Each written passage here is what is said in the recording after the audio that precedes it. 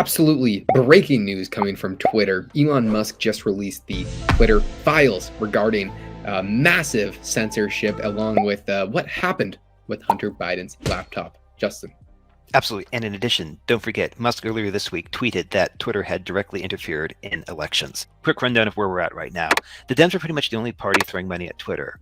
And moreover, this also confirmed that Twitter was overwhelmingly infested with lefties. I mean, that's no surprise. But the thing is that the Biden team was sending hit lists to Twitter moderation to remove tweets and deleted accounts that were a threat to the campaign. Here's a QRD that I found on another website that pretty much sums up what's going on.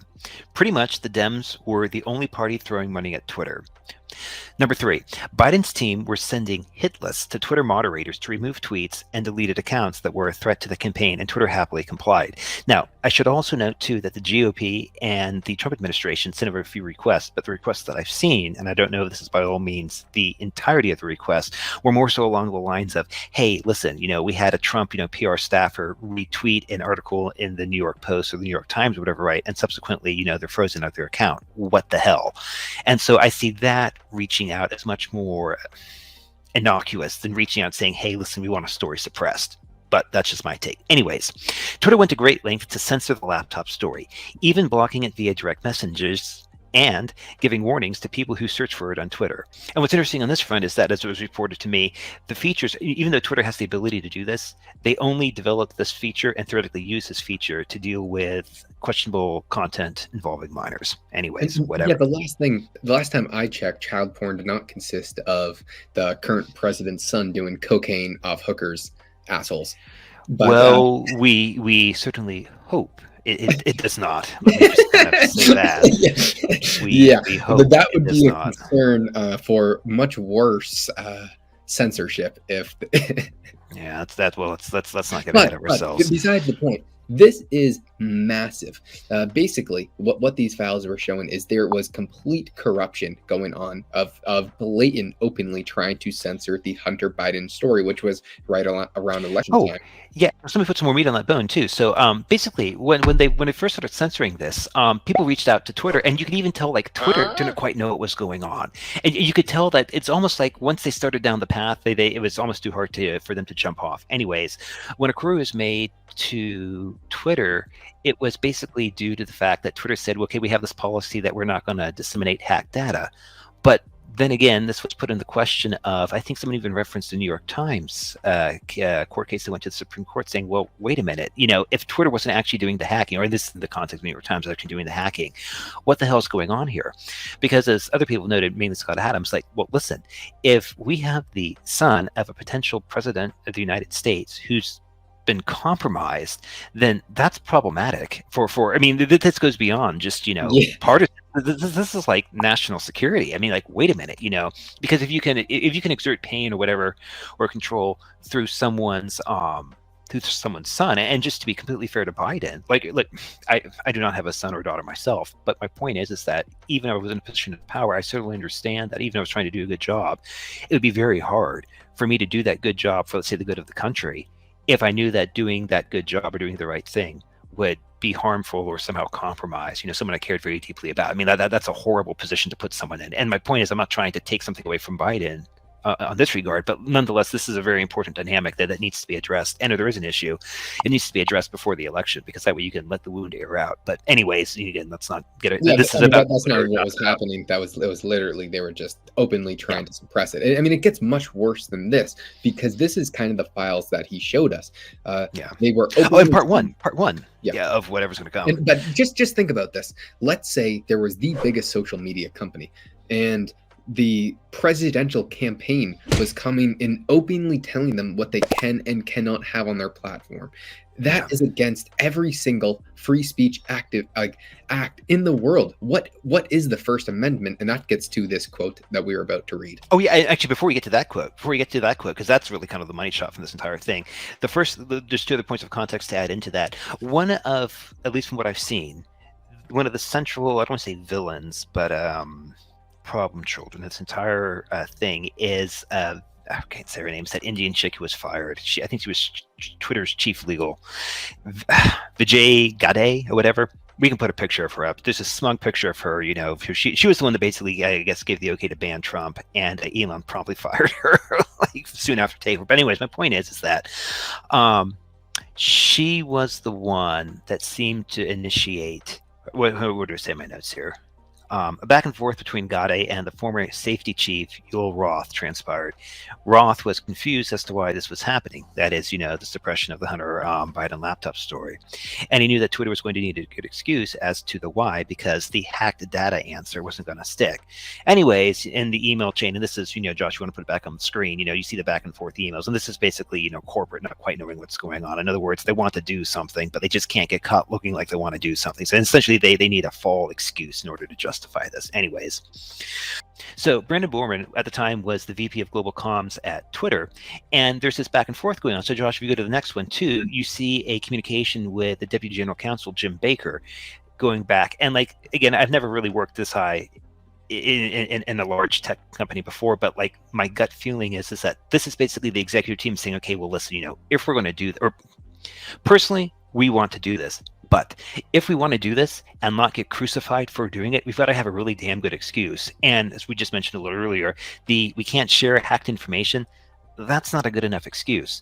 But Josh, as you alluded to earlier, the most damning thing, at least from this drop, comes in at the very end, because there was a Democratic, I believe, a House member that reached directly out to Ms. Gade, and forgive me, I can't say that name right.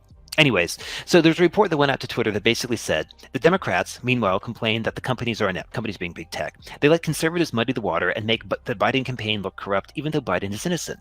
They linked this to Hillary Clinton's email scandal. She did nothing wrong, but because the press wouldn't let the story go, it became a scandal far out of proportion. In their mind, social media is doing the same thing. It doesn't moderate enough harmful content. And so when it does, like it did yesterday, that is in regards to the Hunter Biden laptop story, it becomes a story. If the companies moderated more, conservatives wouldn't even think to use social media for disinformation, misinformation, or otherwise. The Democrats were in agreement. Social media needs to moderate more because they're corrupting democracy and making all truth relative. When pushed on how the government might insist on that, consistent with the First Amendment, they demurred.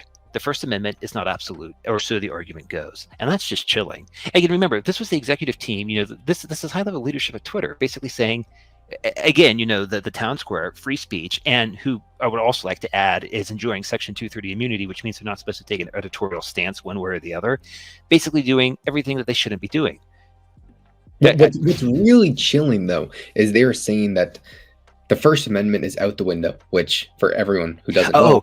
It's just out the window if it goes against us. Yeah, I think it's a very, very important nuance there.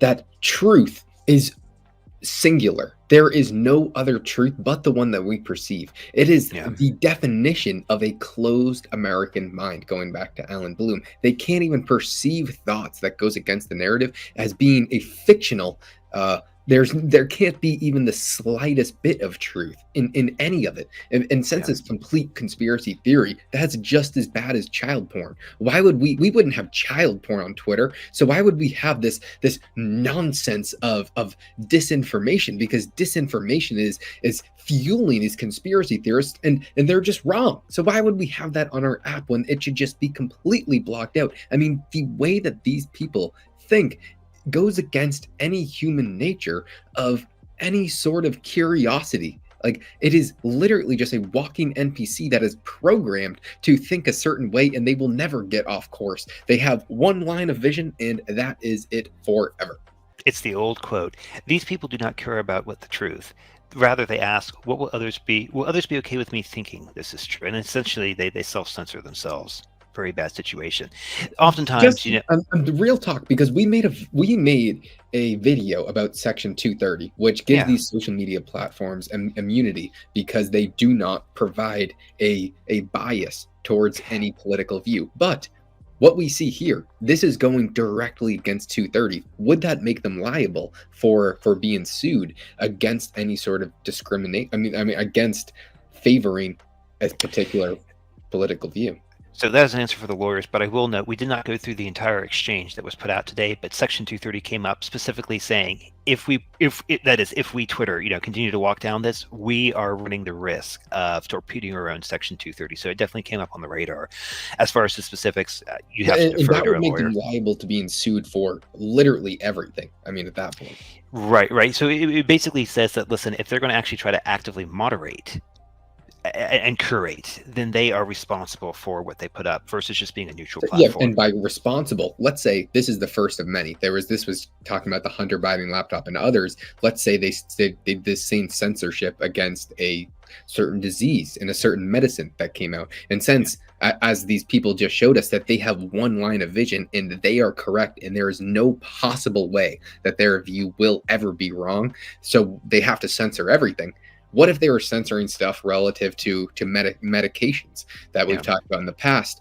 And as under Section 230, if those medications, what they label as nothing but safe and effective, turn to be anything but, they would be liable for people potentially getting injured or getting the wrong treatment from a medicine that they censored. And that would be a very big deal, because then you're responsible for potentially a lot of people's lives.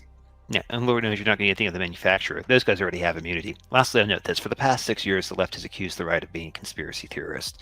And of course, the right, back up. The right has its own issues. But I would say that the opposite and equally valid, I think, concern that the right should raise against the left is the right might be conspiracy theorists, but the left, you guys are a bunch of complacency theorists. And that's probably worse than a conspiracy theorist, because at least as a conspiracy theorist, you have the spark of curiosity.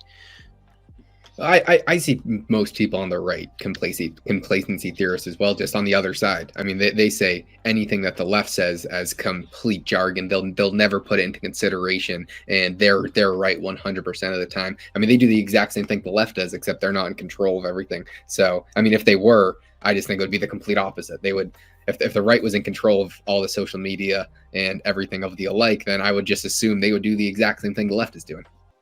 Perhaps. Josh, this is a shitty card for me to play, so forgive me for playing it, but let me for once, and I try to play this card very, very slowly, let me play the H card on this one and just say, I don't disagree with what you're saying, but in the little bit more time I have here, well, not always, I have been more impressed with people on the right in general, in general terms, having a slightly less closed mind. If not an open mind, a slightly less closed mind than those on the left.